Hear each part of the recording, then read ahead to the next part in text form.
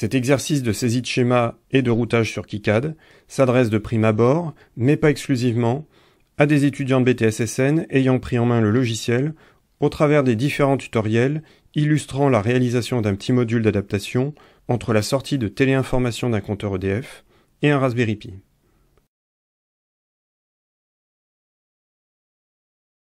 Si vous avez su faire les fichiers de fabrication de cette carte, vous saurez en principe, avec ce qui va suivre, faire ceux d'une carte se rapprochant le plus possible de celle-ci.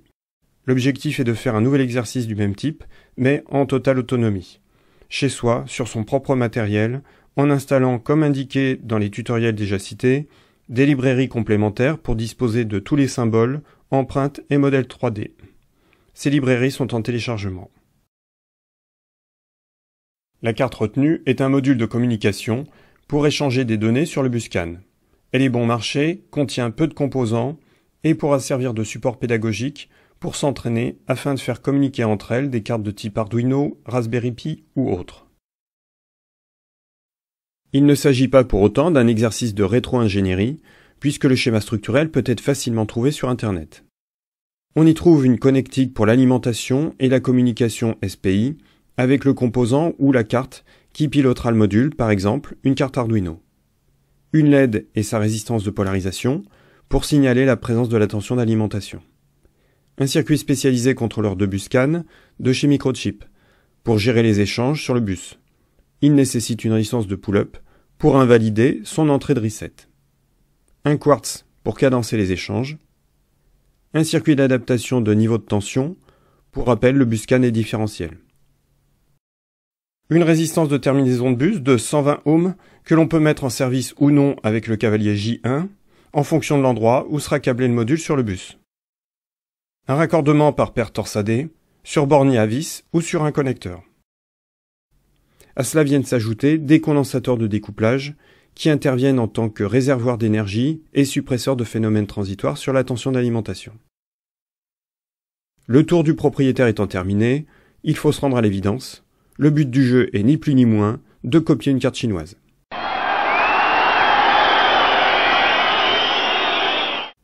Mais rassurez-vous, ce sera fait avec beaucoup de respect, sans dénaturer la philosophie de l'original. Si tant est que ce soit un original, parce que les déclinaisons de cartes à partir de ce même schéma ne manquent pas sur le marché. Donc pas de rétro-ingénierie, mais il reste tout de même un peu de travail si on souhaite faire une copie aussi parfaite que possible de la carte. Je vous conseille de visionner l'intégralité de la vidéo avant de vous lancer dans la mise en œuvre, afin de bien intégrer toutes les consignes qui sont à suivre. Par exemple, parmi ces consignes, évitez dans le nom du projet l'utilisation d'espaces ou de caractères accentués, habitude qu'il faut prendre systématiquement pour des fichiers susceptibles d'être mis en ligne.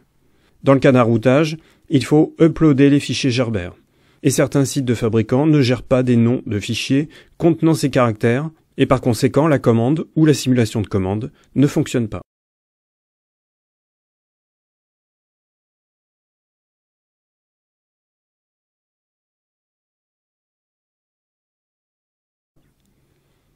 Prendre également l'habitude de faire régulièrement une sauvegarde du projet KiCad pour pouvoir revenir à une version antérieure en cas de problème. Ces dossiers sont de taille minime. À titre d'exemple pour ce tutoriel, voici les versions intermédiaires sauvegardées.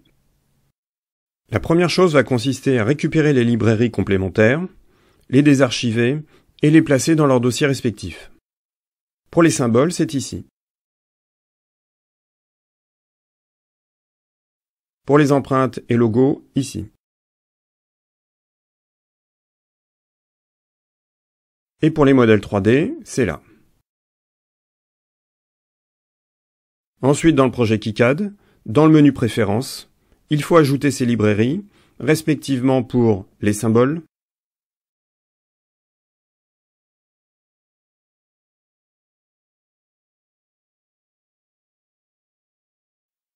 et pour les empreintes.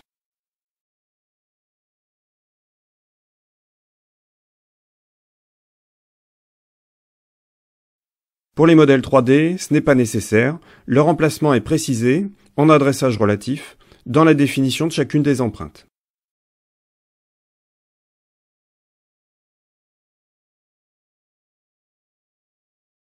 Pour faciliter la recherche des composants, et ensuite leur assignation, ce document est également en téléchargement. En partant des références du schéma d'origine, il indique la librairie qui contient le symbole et celle qui contient l'empreinte. On souhaite un routage très proche de l'original, mais pour la saisie du schéma à proprement parler, on peut se permettre quelques libertés dans la disposition des composants. Tous les symboles existent par défaut, même si pour certains, leur représentation diffère un peu du schéma d'origine. Tous sauf le TJA 1050, qui a été ajouté dans la librairie qui vient d'être installée. Je précise pour ceux que cela intéresserait, que les différentes méthodes pour modifier un symbole existant, ou pour en ajouter un nouveau, de même pour les empreintes et les modèles 3D, ont été illustrés dans d'autres tutoriels et ne seront pas abordés ici. Voici une liste de petites spécificités à prendre en compte pour cette saisie du schéma. Le MCP 2515 existe en boîtier 18 et 20 broches. C'est la version 18 broches qu'il faut prendre. Dans un label, pour obtenir la barre de complémentation, par exemple pour CS bar ou INT bar, il faut faire précéder le texte du symbole tilde. Veillez à numéroter les composants à l'identique du schéma d'origine. Sur ce schéma d'origine et sur la sérigraphie de la carte, la LED est référencée POW, pour Power. Lors de la notation, le logiciel va automatiquement ajouter un numéro, ça deviendra POW1. On effectuera la modification inverse lors du routage. La disposition de C5 sur la carte met en évidence qu'il découple plus spécifiquement U1. Je l'ai donc disposé à proximité sur le schéma pour bien le souligner. Un marqueur de non-connexion sera disposé sur chaque broche concernée. Même si ça ne change rien au routage, cela permet de s'assurer que toutes les broches ont été prises en compte dans le schéma. À noter que l'interconnexion de U1 et U2, en reliant les RX ensemble, de même pour les TX, peut interpeller à la lecture du schéma. Un coup d'œil sur la documentation permet de voir que le RX du TJA 1050 est à interpréter comme réception du bus CAN, mais pour le circuit lui-même, c'est une sortie. Et pour le MCP 2515, c'est bien une entrée. Ne pas oublier les power flags spécifiques à KiCad. Et pour terminer, on peut exécuter les règles de test électrique pour vérifier qu'aucune erreur n'apparaît. Arrivé là, il n'est pas inutile de vérifier si le schéma que l'on vient de capturer correspond aux liaisons électriques de la carte. Avant de passer à l'assignation des empreintes, il faut identifier la taille des boîtiers de certains CMS. Pour les deux circuits intégrés, il n'y a pas de difficulté particulière. En revanche, pour les résistances condensateur et LED, même si l'on dispose de la carte et d'échantillons de boîtier, ce n'est pas si simple que cela de savoir si telle ou telle résistance ou condensateur est de format 1206 ou 0805 ou encore 0603.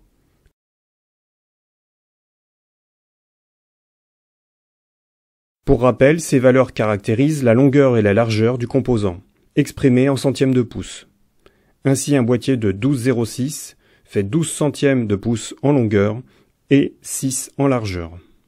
Un pouce ou inch mesure 2,54 cm, c'est-à-dire 25,4 mm, ce qui donne après calcul un boîtier de 3,048 mm de long par 1,524 de large. Pour être sûr de la taille des boîtiers, j'ai donc utilisé une loupe électronique avec laquelle les comparaisons deviennent plus simples.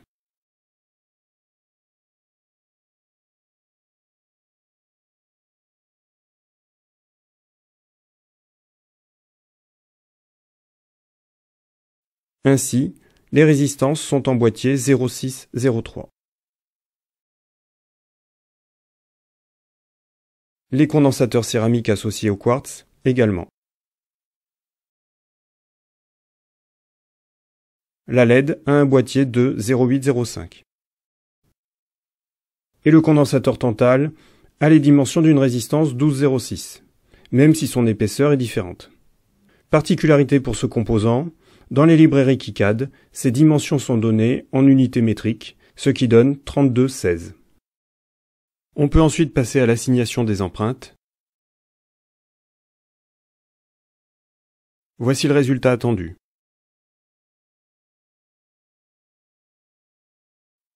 Puis on génère la netlist.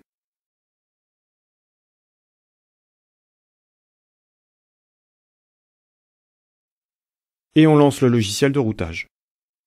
Pour définir la taille de la carte, quelques mesures ont été nécessaires. Elle fait 28 mm par 40. Pour le routage, Suivre la même chronologie de mise en œuvre que pour le HAT Raspberry Pi. Importer la netlist. Décocher l'élément valeur pour alléger l'affichage. Sélectionner une grille de 1 mm pour tracer le contour de la carte sur la couche Edge Cut. Repasser la grille à 0,254 mm pour placer les composants à l'identique du modèle. Attention à leur orientation, il faut que le chevelu soit le plus simple possible. On va ensuite positionner les trous de fixation. Après essai, il s'agit de trous M3. Il faut sélectionner Ajouter empreinte.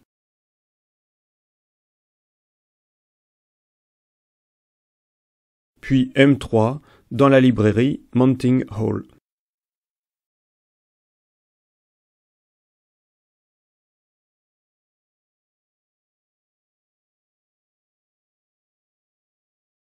Définir la classe d'équipotentiel avec les paramètres suivants, en particulier des largeurs de piste de 0,4 mm.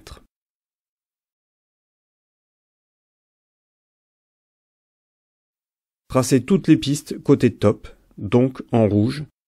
Celles-ci sont relativement simples si les composants sont correctement orientés. Ajouter le plan de masse de chaque côté.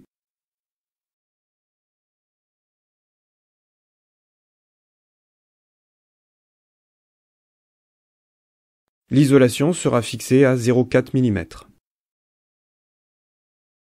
Ajouter quelques vias pour obtenir un plan de masse le plus grand possible côté top.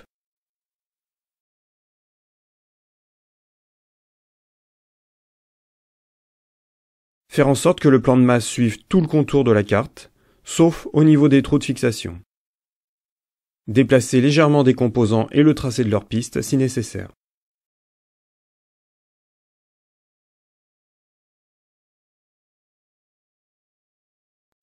Exécuter le DRC. Seul un positionnement des trous de fixation trop proche de J4 doit être signalé. Mais en fait, ce n'est pas un vrai problème dans notre cas. On peut laisser cet avertissement. Aucune piste non tracée ne doit être signalée. Mettre toutes les références aux mêmes emplacements que sur le modèle. Renommer POW1 en POW. Il faudra ajouter le nom du projet et les différentes sérigraphies additionnelles sur la couche Top Silk. Et au dos de la carte, votre nom et le logo du lycée que l'on ajoute comme une empreinte depuis la librairie des logos. En utilisant si nécessaire un effet miroir. Il faut bien sûr régulièrement vérifier ce que donne le rendu 3D.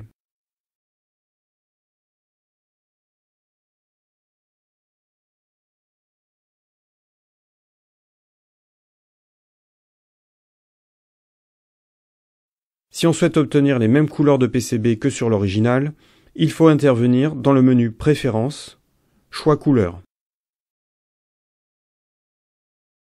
Et après Réglages, on peut obtenir ceci. Mais ces changements de couleur ne sont vraiment pas une priorité. Il ne reste plus qu'à générer les fichiers Gerber.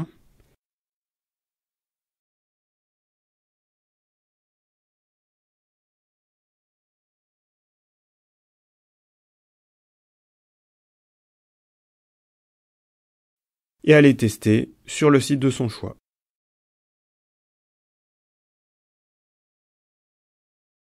Bien sûr, dans ce type d'exercice, on n'est jamais à l'abri d'une erreur ou d'un oubli, moi le premier. Donc mieux vaut faire fabriquer, puis câbler et tester une présérie de quelques exemplaires avant de faire tourner à plein régime les sites de production de Shenzhen. Mais revenons à l'objet de ce tutoriel. Maintenant, c'est à vous de travailler.